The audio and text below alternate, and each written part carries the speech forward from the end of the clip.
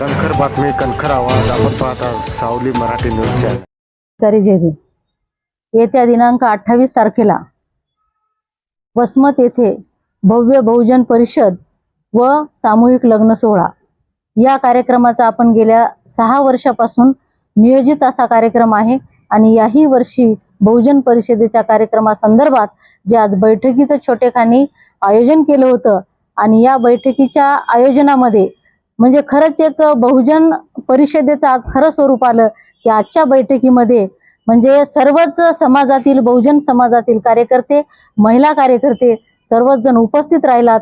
खरंच आजच्या बहुजन परिषदेला जे की मुकुंद भाऊने सांगितलं मागचा कार्यक्रम 10,000 त्याच्यापेक्षा 20,000 अशी संख्या जास्तीत जास्त संख्या या बहुजन परिषदेमध्ये जिल्हाभरातून उपस्थित राहणार आहेत आणि जिल्हाभरातून कार्यक्रमाला उपासक वर्ग तर उपस्थित राहणारच आहेत, पण त्याचबरोबर सामूहिक लग्न सोहळ्यामध्ये जास्तीत जास्त संख्येनं या सामूहिक लग्न सोहळ्यासाठी वधूवरांनी सहभागी व्हावं.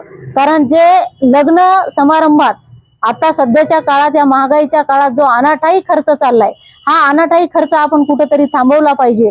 बहुजन याच्यात फोरपळल्या जात आहेत, तेही कुठेतरी थांबवणं ही काळाची गरज आहे.